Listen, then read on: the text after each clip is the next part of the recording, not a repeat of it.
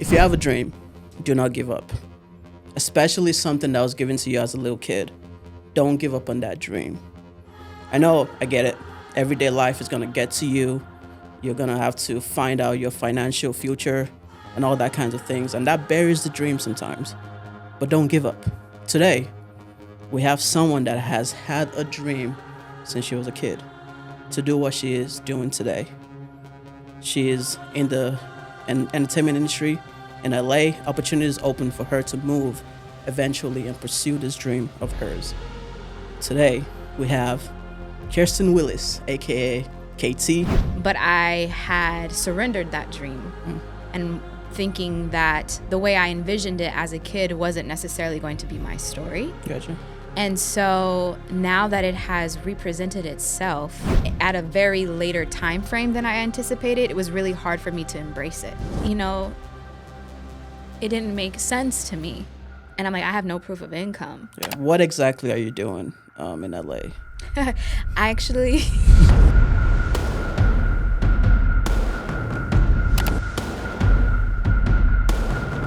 Welcome to the pod. Thank you for having me. You was going right for the heartstrings right there. I said, oh my goodness, he's going to get me crying in the first 5 seconds. That's my thing. I want to get someone crying on this pod. Oh, well, you picked the right guest. At some point. So thank you for joining us on the podcast today. Yeah. We were supposed to do this a couple of months ago, but I got sick, and you were graciously able to reschedule to today. Yeah, for sure. So anything for you, brother. Appreciate you. Let's go right into it. Okay. All right. So you've had this dream since you were a little kid. Yeah. Yeah. When it involved singing, dancing, acting, the trifecta, right? Yeah. And you are living that dream today. Mm-hmm. You are doing it. You're elevating in many ways.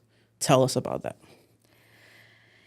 Yeah. So, I actually wasn't exaggerating when I'm saying that I'm already getting emotional, because I think for me in this season, I am really thinking about and reflecting on that very fact, because the reality is, and we'll get into it more, but I've had that dream since I was a little girl to be, a triple threat, but I had surrendered that dream and thinking that the way I envisioned it as a kid wasn't necessarily going to be my story. Gotcha. And so now that it has represented itself at a very later time frame than I anticipated, it was really hard for me to embrace it, even though it was a childhood dream. And so God has really been taking me through a season of dealing with that, because it was really actually hard for me to embrace. And so it's interesting, because usually people are like, when your dreams are presented, it's like, all right, it's time to go. Yeah. But I actually had the opposite experience of resisting because of my age and because it didn't look like what I thought it would look like. However, now that I am literally in the dream and at the beginning stages of it, it's like an overwhelming feeling of gratitude. Yeah, so there you go. The tears is already here. Let's let it flow. Yeah. That's what's up. Mm-hmm. That's good. So what exactly are you doing in LA? Actually, that's a great question. I'm still trying to figure that out. I'm doing all of the things, really. As a main income, I do caretaking, which is something that has been newer for me, but it has been such a blessing and has forced me to grow in a lot of different aspects. And the guy that I take care of has actually had a career in the entertainment industry. He was a director, producer, actor for 50 years. Nice. So even how that aligned has God written all over it. I still am dancing. I'm in a dance training with Kalani Marks, who's a phenomenal leader in his training program called The Room. It's very intense, which is part of, I think, the way that God started to deal with my mindset and addressing different things. I've been able to produce. Okay. I'm starting to step into the producing role, creative direction, acting, modeling. Acting is a newer thing for me as well. But yeah, literally all the things. Nice. That's cool. Yeah. I remember when you mentioned that you were moving to LA. This was, I think the first time it was 2019. Yeah. I think, when you said, okay, it's time to actually take this step, because you've had that, or you wanted to do it years before that, but you felt like God was saying, this is not the time. You know, you were dancing with the Phoenix Suns or Mercury, Both. at the time, and you felt like it was time to take that step, but it wasn't until 2019 happened. The pandemic happened, pushed it back a little bit, and then you moved in 2020. Yeah. Tell us about that. Even though I just broke it down a little bit, but Yeah, that was the like summary. Yeah. But so my original plan was to finish college and then move to LA and pursue dancing professionally. okay. And I was on that track in 2013. Everything was literally aligned. It was looking very good. I had done everything that I could do out here on a professional realm, from dancing for the Phoenix Suns, the Phoenix Mercury. I danced on a street fusion company called Epic. I was doing all the local artists, videos, events, et cetera, or whatever. And so I'm like, all right, we're ready to go to LA. However, spiritually, where I was, I just got to a point of surrender, really, of just like, okay, God, I have all these plans for my life, but I want to make sure that I'm doing what you want me to do. And as they say, be careful what you ask for. When I said that, shortly after, an opportunity was presented to me to essentially become an urban missionary through the performing arts, a performing arts-based, faith-based nonprofit. And I was like, okay, this sounds phenomenal. Right. But I'm supposed to go to LA. Like, everything is literally lining up, For sure. right? And so now this other opportunity to do ministry would mean that I would have to lay that dream down because it was a 9-month commitment. I would have to raise money to be a part of it. It was just very, very different from what I had ever planned for my life. But when I prayed about it, me and God's relationship is, especially with big time decisions, I'm like, okay, God, you got to make sure that you tell me that for sure. Lord, this give is me you. a sign. Literally, that's me and him. It's like, give me a sign. For sure. And I remember my good friend Lachelle at the time, she had invited me to her church because I didn't have a church home at the time. And I had been praying on it. And when I visited her church, the pastor was an ex-NFL player. Okay. And that day, he just so happened to share his testimony about when God called him to leave the NFL and become a pastor. And so even though it was the NFL, I was dancing in the NBA at the time, I just knew, like, when the spirit is like right there, you know? And so it was just like, all right, like, let that go and follow me. Essentially, that was that time for me in my life. And so I laid that dream down. I became an urban missionary. What I thought was going to be just a year, it turned into 7 years. Right. So I served 2 years with that ministry, and then I served with Elevate International for another couple of years. So from 2013 to 2019, essentially, I was vocationally an urban missionary. Now, 2019, there was just like a really spiritual week that I had, and a good friend of mine named Becca, we ended up going to California just like on some like promptings of the Spirit. And at the time, the Sin Conference was happening, and Bethel was having a prophetic conference, which initially we were trying to go to. And so we ended up in LA, and we were watching both of these things online, and had this like spiritual experience in the living room. And my girl decides that she wants to get baptized. And so I'm like, okay, dope. Like, I have a friend, John Thomas, that lives out here, and I know he's serving at a church. Let me ask him. And so he was like, actually, we have a baptism service happening this Sunday night. And so she was like, let's do it. And then he had said, I'll save you guys some seats. And I told my homie Alex about you because he's a dancer. And I was like, oh, okay, dope. Like, what does he look like? I'm trying to put two and two together. And it ends up being Alexander Chung. And I had just found out about him from Hip Hop International because they were in Phoenix that year. Yeah, I remember that. And so I ran into him in the lobby of Mosaic Church, and he had invited me to some kind of event that I think it was like a Bible study or some sort on a Thursday. And I was like, oh, I don't live here. I live in Phoenix. And he was like, but you're a dancer. You should move to LA. And I was like, if God told me to, ha ha ha. Like Yeah. literally joking, Yeah. right? Now, mind you, the work that I had been doing here was focused on discipleship with artists mainly. And so when Alex went down to worship, like God just started speaking to my heart about like, imagine pouring into people like him that have access to people all around the world through the entertainment industry. For sure. And I was like, yeah, okay, but I'm 29 at the time. I'm like, I don't have no influence in LA, Lord. Like everything is now.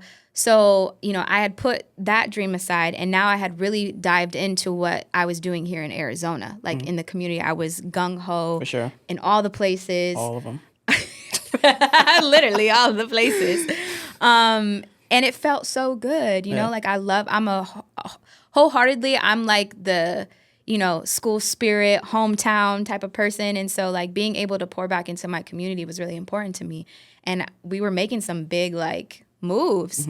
And so I'm like, why would I stop that to come to where, and in a place that I do actually have influence, move to a place that I don't. That's LA, where it's like literally known to be one of the hardest places to make it, you know? Yeah. And so I was like, there's absolutely no way. But me and God's track record is if you want me to do this, you got to let me know. You got to show me the signs. For sure. And to shorten that story, literally 3 times he spoke to me clearly. And I was like, okay. And that was, I think it was February or March of 2019. Okay. But I'm like, I don't know how this is going to work out, et cetera, whatever. And then, you know, the organization that I was working for ended up deciding to, you know, pause essentially. So I no longer had those commitments. So that like freed me up from that aspect. And I assumed I would be moving to LA like that summer. Yeah. But 2019 actually became what I call a spiritual scavenger hunt year for me. So I was like, okay, if God's called me to this place that everybody talks about is like so dark and so scary and so whatever, like I gotta buck up. Like, you know, like I need to go get training, etc. So anything that I felt on my spirit, I just went for, and God made a way for it. You know, I went to a discipleship conference in Portland, Oregon. I went to an Urban Youth Workers conference. I went to actually the first Crazy Faith conference at Transformation Church. That's where I ended up finding my roommate. Okay. So I didn't know how it was all going to work out. And because I essentially got laid off, I had no solid income, but God specifically told me to trust him. And I'm like, I've been trusting you. I've been a missionary. For like, sure. I raised my, I have to raise the program, but I have to raise my salary, like all these things, you know? And so I had started to go to LA like once a month to try to look for places. And that was the first time I ever experienced a panic attack. Really? Yeah, because, you know, it didn't make sense to me. And when I went there and I'm like looking at the prices and they want like 3-4 times the rent. And I'm like, I have no proof of income. Yeah. So I'm like, God, like, why would you tell me these things when it's not going to help me? For sure. You know, and I'm like, I'm being obedient to you. Like, I don't know what I'm doing. It was very frustrating because I knew that I knew God wanted me to go, but I had no idea like how it was all going to work out, you know? And I was like, I don't know what else to do but like go and worship and pray. And so I remember like having to calm myself down in the car, and I drove to Runyon Canyon, and I went up to the top and I just like put my AirPods in and listened to worship music, and I was like just praying, God, you know I'm going to go, but like you got to figure this out for me, you know? So when I went to Transformation Conference is where I met my girl, Madison Watkins. And I originally thought she was a dancer. She just looked familiar to me. And so I went up to her and she was like, no, but I sing and I live in LA. And I was like, oh, I'm trying to move there. I'm making a really long story. So are we good on time? We good. Okay. We good. So, connected with her. That was, I think, September, October of 2019, whenever the conference was. I actually ended up going to Puerto Rico for a month, and I took my 2 youngins with me. So we stayed there my spiritual dad, Pastor Frank Tolentino, lives in Puerto Rico. And so we went and stayed and like did work with him. And we stayed until the new year. And then I got a message from Madison saying that her roommate had moved out. Was I still looking for a place? I was like, okay, guys, things starting to make sense. Yeah. But it wasn't actually her place. It was something she was renting. So I was like, oh, I got to go through the paperwork. See about that. Yeah. And so she was like, she's a believer. Like, just talk to her. And so I told the lady, I was like, look, I got no proof of income. Set up right now. Literally. I was like, I've been a missionary, so I haven't, made a lot of money. For sure. I was like, but I got good credit. And the Lord has always come through. And so she was like, let me talk to my husband and I'll get back to you. Okay. And I think it was like 2 days later and she was like, can you do X, Y, and Z? And I was like, yeah. And she was like, if you can do that, then we'll let you move in. Nice. And I was like, okay. So then I'm like, all right, things are getting a little bit better. And I'm scheduled to move April 1st of 2020. And then the whole world shuts down in March, right before I move. For sure. And I'm like, well, I already committed to it, so I got to go. And then I'm like, okay, if I'm thinking like discipleship with artists and the whole world is shut down, Lord, why? So then I'm mad again with God because I'm like, first I have this panic attack, right? And then you show me the way, and then now it's closed again. Like, literally, yeah. And so I was frustrated. I was very frustrated because I like prepared myself, et cetera, whatever, and then I'm just like just to be literally by myself because my roommate, she's from Arkansas, she went back home a lot. Rightfully so. And I was just like, by myself in this. Just stuck in there. Huh? Yeah. And I mean, I did come back to Arizona quite a bit those first like year and a half or so. What was the original question? I want to make sure I'm getting to the point. It's just telling the story of how you moved to LA, how I got there. Okay, yeah. So I in hindsight, I know that it was so necessary because I was so involved here in Arizona and in so many types of leadership roles. I know that God had to get me away from everything and alleviate my responsibility so that I could sit down and that he could really deal with me. For sure. And there was layers in my heart that I didn't know needed addressing and healing. And it came up through a variety of different things in my life, and I experienced some really hard times from 2019 to about 2021, so that 2-year span from walking through really hard things with people that I love that are really close to me to then experiencing things myself that just, the whole tea bag analogy, like when heat and pressure come, like whatever's in the bag is going to come up, Yeah. Sorry about that. So that was kind of like how I feel God was dealing with my heart. And looking at it now, it's like preparing me to be in the spaces that I am. Because if you're not authentic, you're not going to last, in a variety of different ways, just as a person and especially your faith. For sure. And I think my faith has become more authentic because it's one thing to say you believe. It's another thing to actually stick to it when you're tested in a variety of different ways. Right. And for me, I was so passionate about what I believe for other people. And God was like, but you don't believe it for yourself, And so that was the beginning of my experience to LA. And so I'm just like, this looks nothing like what I thought it was going to be. Right. And to be completely honest, it's been a little bit, I felt like a limbo as opposed to like, this is what I feel like I heard. I assumed it would look a certain way, and it's not. It's not. And I think for me, the biggest thing had to be sticking it out long enough to find out, okay, what is God really saying? What did he have for you? Because if I would have left, which I had plenty of opportunities to, I wouldn't be in this spot now where things are beginning to connect. Yeah, definitely. That's good. Well, thanks for sharing that story, for your vulnerability with it as well. And that's why I started, if you have a dream, do not quit. Yeah. Because it's assuming you quit in 2021 and just move back, or 2022 or 23. 4 years later, you're still there. And I have to mention that when I agreed to go to LA, I told God I'll give it 3 years. So we passed that mark.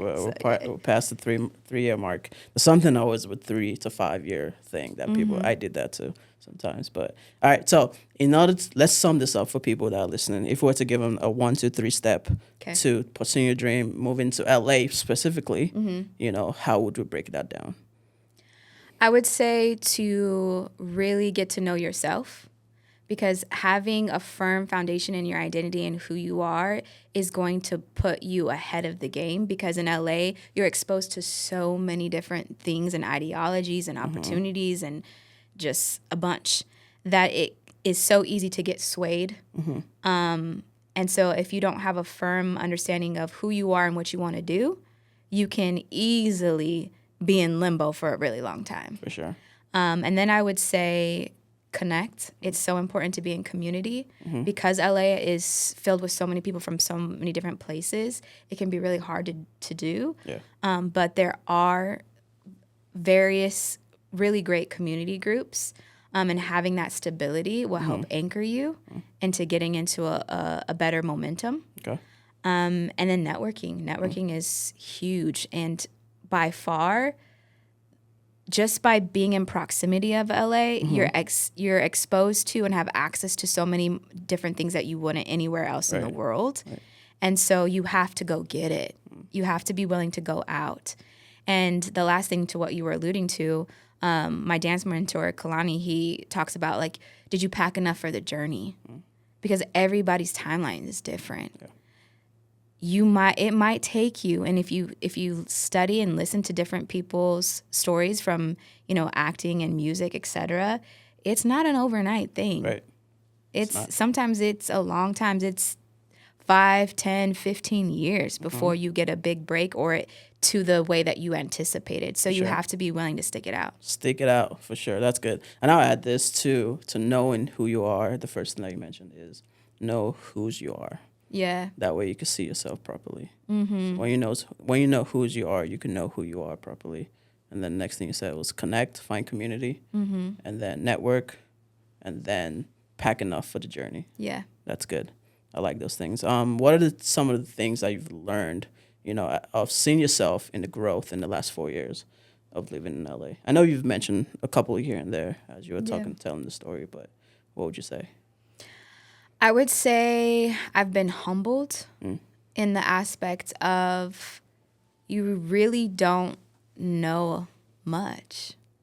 The more you know, you learn that you don't know much. Anything. Yeah. Like, quite literally, like, from the blessings that I've had to get to serve in different countries and then just through life experiences, I think questioning is good. Especially as a believer. I think people are afraid of doubts and questions and kind of feel ashamed or like they're bad for being in seasons of that. Right. But that's a literal part of life. And I have found that in those places is where you grow more authentically with your faith and getting to know who God is. And so instead of trying to live this perfect checked off list, press into it because it's not going to go away. Right. And so I'm definitely a lot more humble in the understanding of, like, what things look like. I think I had a more rigid lens of the world.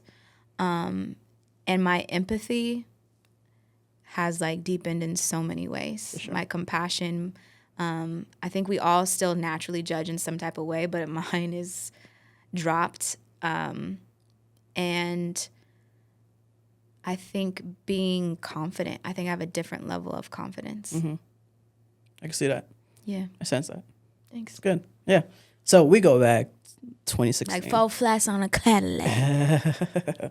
So I met you in 2016. Yeah. And we did a lot of, like, dance stuff, some missionary work, and some camps, youth camps, and all that kinds of stuff. So we do go back quite a bit. And I've seen that journey and seeing the woman that you've become and your growth and all of that. And so it's commendable to see. And I still believe that even now, sitting here, there's still a lot that you're just scratching the surface. There's things that God has deposited within you that have not come to life yet. Speak to me, Akin. But they are gonna come to life. Yeah. If you continue to walk in the path that He has for you, not looking left or right as to what other people are doing, or other people are gaining, but staying true to who God has called you to be, especially in LA. I know firsthand what it does. My brother lived in LA. Yeah. Music industry, it was excelling, but I know the kind of things that come with that. Right. So I just, I don't know why I'm saying this, but I just pray, that the Lord will continue to be with you and encompass you and surround you, as you continue to do His work in LA. Because it's not for everyone. I can't go to LA. I hate LA. Not because of, I don't know, I'm just the kind of person that, like, even I live out west, even in Phoenix, away from people. Yeah. I'm an introvert at heart. So going to LA with a lot of people, I'm like, I'm not doing it. Except if God, like, literally picks me up and drops me there.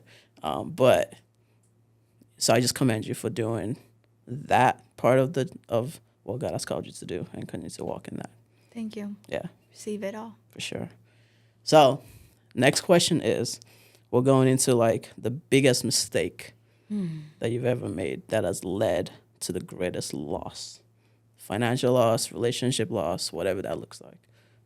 I know it's I made a deep question. of not so great decisions in my life. I think recently, in this 4-year span of me moving from Arizona to California, I got into a relationship that was not healthy. And looking back on it, the reality was I was in a very vulnerable state. And to what I mentioned earlier about there being layers in me that were not as healed as I thought they were. And I experienced heartbreak and discovering the power that I have to love, and what it really means to love. And it catapulted me to face myself, because as easy as it is to blame someone else, we have to take a look inside of ourselves and say, why did I make certain decisions? Because we attract, I do believe that we attract who we are. And that doesn't always look like tick for tat. And that's like a whole other conversation and a therapy approach. But I got into therapy and I really dug deep into inner work and healing. I became certified as a trauma-informed life coach, and just really dug deep into what does it look like to work on this and work on this, And I do know that it distracted me from being fully present in my assignment, because the reality is, as a 30-something-year-old woman, I desire to have a marriage and a family, and coming off of being in ministry and specifically a missionary where there's not really stability, I desired that so much that I was like grasping for that. For sure. In addition to me like uprooting my entire life and moving to a new state, it was just, that's it manifested through my decision to be in that relationship. And there were great things about it. Otherwise, I wouldn't have done it. Yeah. But it was a very hard thing that I went through. And it made me lose time and lose focus. However, it has been the most beautiful blessing in the aspect of like, I'm more solid spiritually, mentally, emotionally, physically, because I had to face myself. I am not going to blame somebody else for the work that I need to do. I think in retrospect, anything that we do, that's when we realize, in hindsight, of probably shouldn't have done that, or I'm glad I learned this lesson, And yeah, I think as much as I would like to say, I would prefer not to have to learn that way. Yeah, And again, everything about it wasn't bad. for sure. And I think I've learned sometimes I don't think you'll learn any other way. Mm-hmm. And I would take that any time over erasing it because of the lessons For sure. that I've learned Yeah. and the wisdom that I've gained. Definitely. You know, a lot of times people say experience is the best teacher. Yeah, for sure. I'll also add this. It doesn't always have to be your own experience. Touche. You know, you could learn from other people's experience and insight. Even talking about in the podcast, where you guys listening to this, you could learn from our mistakes and our things that we've gone through. That's why I started this podcast, especially for creative entrepreneurs. Like, there's gonna be hard times. There's gonna be things, especially as a creative. This is where mental. Yeah. It really, if you can't win in here, you're not gonna be able to win out here. Yeah. And that's especially for a lot of creatives. We are creative beings and we are in touch with the creator himself that gave us this gift to create. And so if you are in touch with him, a lot of the times we are going to battle things internally within our minds. And we're going to put ourselves in a tailspin and continue to just rotate around, just going in cycles. Yeah. Like that song, Jonathan McReynolds. I'm not going in cycles. Yeah. But when we're able to break that cycle, then we're able to see the dream. You know, we're able to see the tunnel at the end of the light at the end of the tunnel, you know, and we're able to move forward in that regard. That doesn't mean that we're not going to battle things still. We still are. But now we have the tools that are going to help us move forward. Yes. You know, so you shared a big mistake. Let's share a success story that you have. Sticking it out.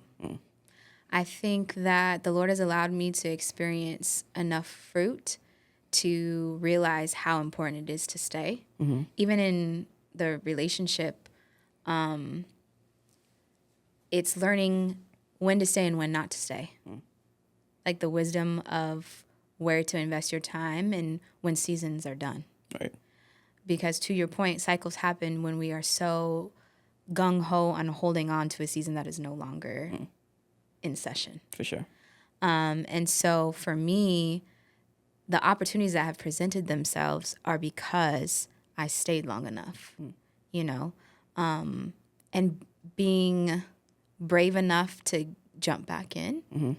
So as I mentioned, it was really hard for me to embrace the fact of like being in LA and being in the entertainment industry because now I'm in my 30s. My dream was to do it in my 20s. For sure.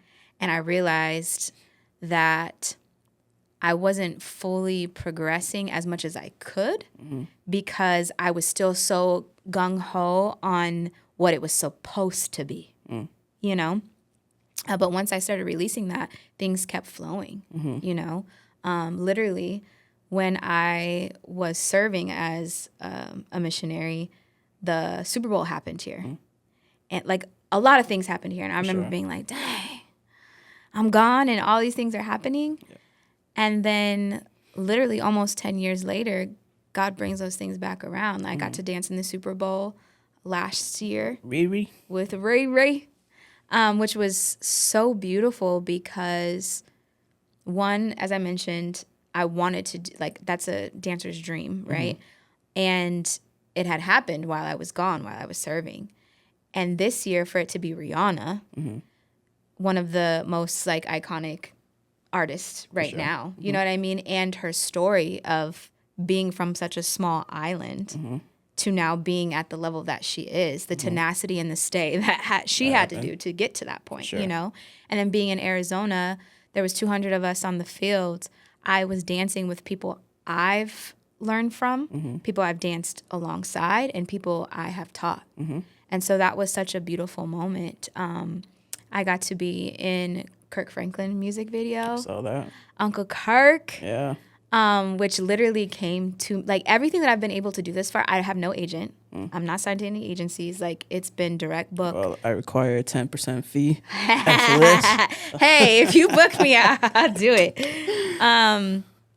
So, yeah, just these things that I'm like, wow.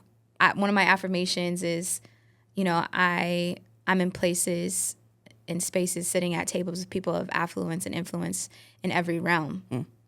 And it's happening because I am sticking it out. Yeah, because you didn't quit. Because I Because didn't you didn't quit. give up on that dream. Yeah. That thing that God gave you since Because you were I a decided kid. to keep getting up. Because even though I haven't quit, I have fallen, For sure. you know?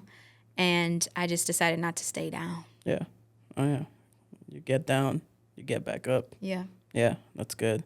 How have you seen God being a part of your life and decisions you've made? I know we've been talking about through it, Yeah.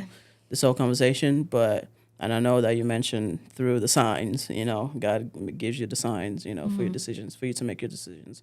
But how do you really incorporate those? How do I incorporate those signs? Yeah, like how do you go about like asking for that? Oh, okay. And then when you do receive it, how do you incorporate that into your life?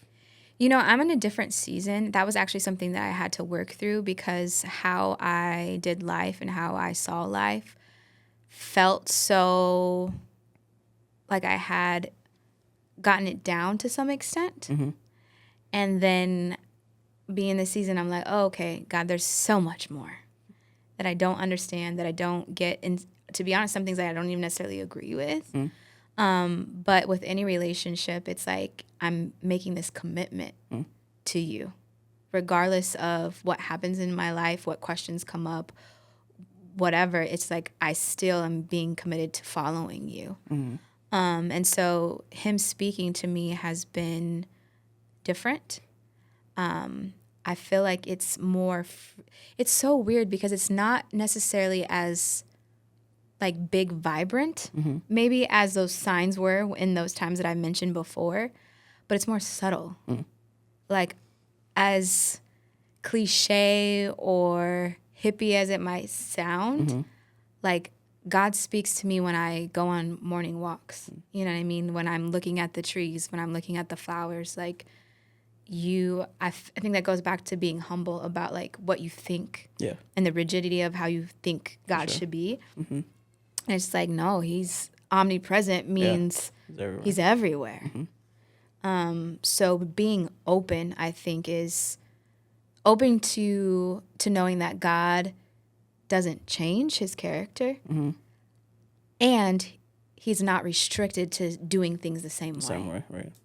Especially the same way that we've encountered him before. And I think that's where people get stuck. Is like, I want it the same way when it's like, you don't pour new wine into old wineskin, Boom. You have to grow. As you grow and start eating the meat that God has given you, you have to grow in your understanding of who God is as well. Yeah. You're never going to truly understand who God is because of his spirit. And we live with our flesh and we battle that sometimes, even though we're supposed to live in spirit as well. But we have this fleshly desire on earth as well. And so we battle that, so we don't truly get to that point until we actually get to the kingdom of heaven to really understand who God truly is and the things that he does. His ways are higher than our ways. His thoughts higher than our thoughts. So, yeah. We're finite beings, so we couldn't possibly ever fully comprehend an infinite being. Right. Yeah, that's good. It's good stuff. So, you were in Arizona for this past weekend for Choreo Pros. Yeah. I got the honor of filming them, I think, in 2018. And it's cool because I still see the promo, here and there. And how was that experience this round? I'm gonna get emotional again. Like, it's beautiful because sticking it out is not just about you experiencing the abundance of God that he has for your life. It's knowing that you are attached to other people. And so when you stick it out, you are able to give more. And that's just like, I think has always been a part of my nature, is wanting to do for others. And so I've been doing fundraisers on my birthday for the past couple of years and was able to set aside money to sponsor 4 girls to go to convention this year. And one of the girls is from my old high school. And 2 of the other kids are from high schools I've taught at. And then one is from Sierra Vista at the studio that my best friend Alexis owns. And getting to see their faces and being able to expose them to more opportunities, it's like it reminds me of my why. Yeah. You know, my mentor, Miss V, Vicky Harris, it has been such a blessing to me in so many ways. And seeing her, like, she's an example to me of what it means to stick to what God has given you, no matter how hard it gets. Yeah. You know, her as a Black woman business owner, like, there's so many different layers to that. For sure. But because of her obedience and her ability to stick it out has blessed me with so many opportunities and other people with opportunities, to the point of, like, I can literally say on my resume that I'm a global choreographer because teams in other countries have done my choreography. Different teams throughout the U.S. have done my choreography because they've taken it from the convention, you know? This specific weekend is Junior Pro, so it's our younger, which is why I was talking about the scholarship recipients. And it just reminds me of why I got to keep going and why I got to make sure that I stay on my P's and Q's. Yeah. Because you can only give what you have. Right. And so I'm like, I want to give all that I can. Yeah. And you never know who's going to actually impact. Yeah. You know, and speaking about that, you've been talking about doing a podcast. When are you going to start? Yo, okay, so also I mentioned the fundraiser. I set aside some money to produce 3 episodes. So it's been a journey because this has been something that's been on my heart for literally 2 years. And I was like a part of 2 different projects, and we started and then we stopped. And I was just like, you know what? I just got to do it. Yeah. So literally that is on my to-do list of putting into action the dates and figuring out how I can shoot it and then maybe outsource. Yeah. So the creative collection. Yeah. We got you. So I think for me right now, it's just like I just got to commit to the little first and just starting. Yeah. And everything else will flow from there. I know that when I start something, I do not want to stop, you know, until it's time to stop. I don't know when that will be, but we are going. So, yeah, go ahead and do that and let me know how I can help. This is me speaking it out as accountability. It will be done before the year. All right, we're going to hold you to it. Yes. Cut that clip and post it. All right, so talking about, like, even social media, you create content. How do you go about creating content? I am learning how to be a little bit more structured with it because it's just been, I remember when I first moved to LA, there was a guy that reached out to me and he was trying to give me an opportunity to be like a micro influencer or something of that sort. And then he was talking about the structure of your page and he was like, you have no structure. And I was like, yes, my page, you know? Yeah. But being more intentional, like your IG specifically is basically your resume now. For sure. You know? So does it reflect what you do and where you're going? And I think for me, I'm trying to find a good balance between transparency is really important for me. And so on one end, people would tell you to market the highlights, right? So only put your best work out there for good reason. And I think for me, I also value being able to share the times where I'm like, y'all, I was struggling today. For sure. You know what I mean? Or this class wasn't that great, et cetera. And so I'm finding ways to balance that. And so I think maybe the best thing that I could say is my approach, my strategy is just being authentic and then being open to, like, how can I be more professional? Because I don't want to just do something just because I think that's right. Yeah. If that's not going to help me to where I'm going. Gotcha. So, yeah. Yeah, that's cool. There's ways to do that for sure. There's people that are shy to put themselves out there on social media and to just post what it is that they actually do. They'll rather post what other people are doing, but know what they're doing. What would you say to them? You have something to give that nobody else does. So it's easy to, you know, glamorize somebody else's life, and especially those that are further along.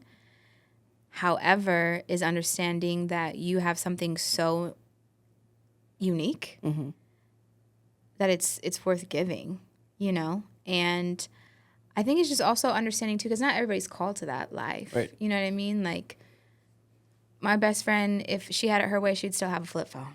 She did have a flip phone for a really long time. Not to put you out there. And, you know, some people, they don't want to be involved in that. And I think your capacity, being honest with where your capacity is and what your need is. Because the reality is our world is going that way. For sure. So it's going to be a part of every day for, you know, however long. But you might not need to be on it as much as somebody like we were joking earlier. I'm like, you know, do I feel like I'm LA? Because in LA, everybody is creating content and, you know, it's just a way of life. Right.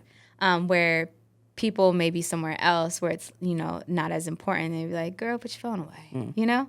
And so just being honest with where you're trying to go. Yeah, and I think that's a big thing is if you see yourself as someone that is going to own space in the online space, then create content. Start today. Yeah. Because I have grown, you know, in my communication skill by creating content. Yeah. I've grown in the way that I am. My confidence has grown by putting myself out there as well. And so it's true. If it's not for you, don't do it. But if it is for you, this is what I'll say. Don't see yourself as creating content. See yourself as the content. That's good. Yeah. You know, because everything that you do, you are the person you are the brand, you are the content. Absolutely. I've heard that from my guy, Omar El Takori. He says, be the content. Film yourself doing the thing that it is that you say that you do. You know, just do that. You don't have to show yourself in the front like this. If you're an introvert, like I am, just film yourself doing the thing. I think that's really good because to your point, when I was talking about trying to find a balance, just start with your normal everyday. Yeah. You know, so for me, like talking and reflecting is a part of my everyday. Right. And giving information to other people so that they can be inspired, encouraged, challenged, whatever. And so me wanting to be transparent is where I started. So I do car reflections. Yeah. When I get home from my end of my dance training day, when I was working out consistently, I was doing workout reflections. We're not as consistent as we used to be, but you know, just like start, to your point, what is your everyday life and start there. Just start there. That's cool. Is there anything else that you haven't said that you want to say? I got so much I want to say. You know I can go. I would just say, emphasizing what I said earlier about anytime I have an opportunity to speak to people is please do not underestimate what you have to give. And that does not have to look like a high profile platform that's under the lights. For sure. It doesn't mean that it's any less impactful. Because to what I mentioned earlier, like we are all connected. Everybody. Everyone. You know, like the 7 degree removed, et cetera, like that's a real thing, you know? And your willingness to commit to being you at the fullness of what that is going to impact somebody's, a community, even to like a global scale. What that is, I don't know. And everybody's not the same. For sure. But every part is important because it's like a food chain. You know, I remember learning that in elementary school. You would think like the pesky insects are like meaningless and you can take them out. But once you take them out, it's a domino effect. And so understanding that no matter who you are, where you are, what you're called to do, it is important for you to do it.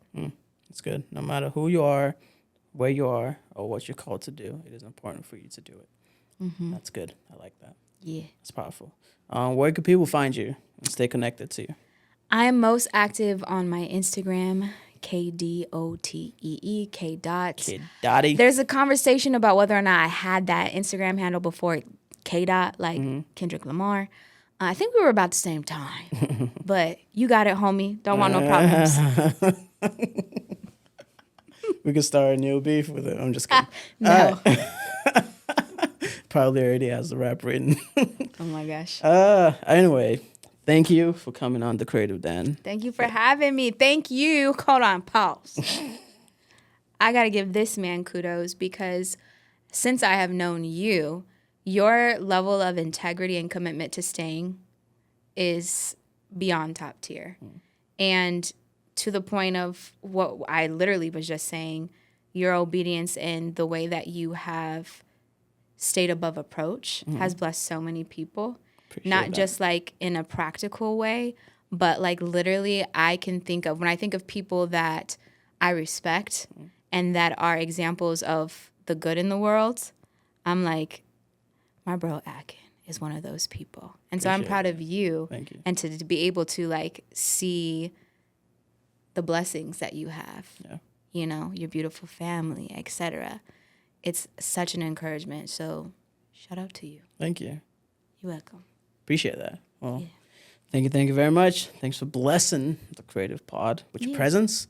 So, like we've been saying, if you have a dream, pursue that dream. Do not give up on your dream, because you just never know when it's actually going to take off, when God is actually going to use you to impact and influence other people. And like we say, you're created to create, so go create something.